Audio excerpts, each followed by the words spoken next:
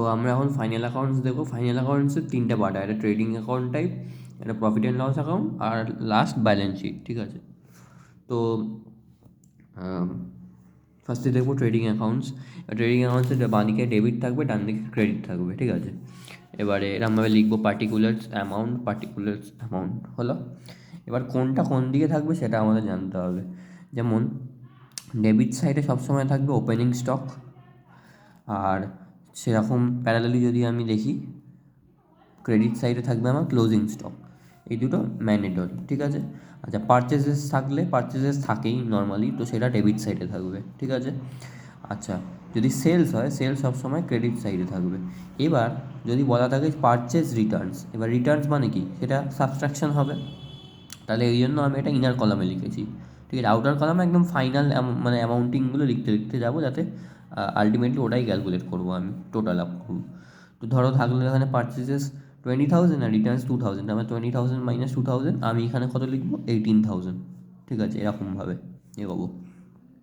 সেরকম যদি sales Returns বলা থাকে, তাহলে আমি সেলস রিটার্নস সেলস থেকে মাইনাস করবো, হয়ে গেল।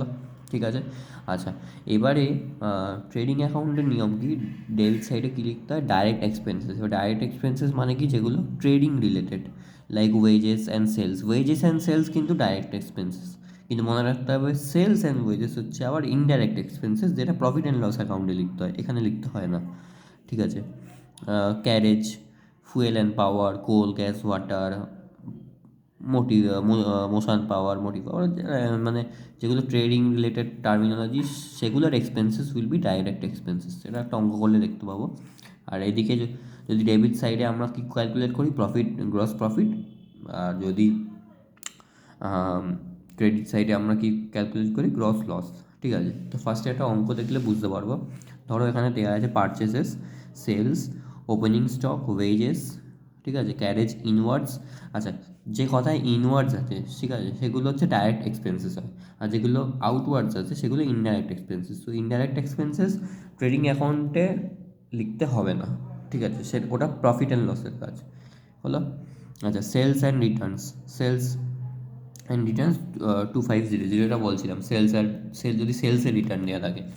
আচ্ছা ফ্রিট অ্যান্ড ক্লিনিং চার্জেস, এগুলো হচ্ছে যেহেতু ট্রেড রিলেটেড, ট্রেড রিলেটেড, ওই জন্য 5,000, so this will be direct expenses, হয়ে গেল।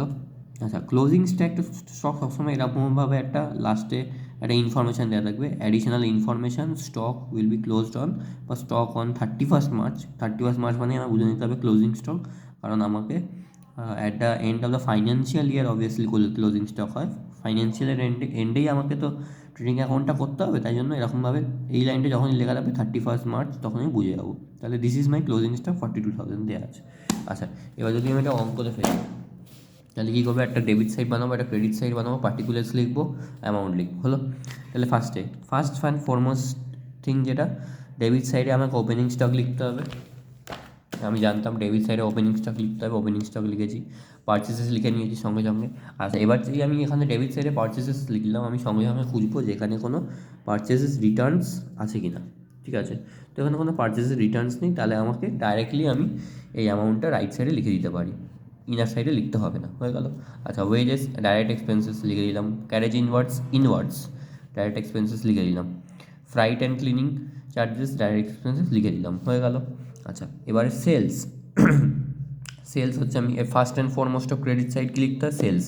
আচ্ছা সেলসের রিটার্ন দেওয়া আছে, এখানে সেলসের রিটার্ন দেওয়া আছে, তো সেলসের রিটার্নটাকে মাইনাস করতে হবে, তাহলে সেলসের রিটার্নটাকে কী করলাম, মাইনাস করে দিলাম।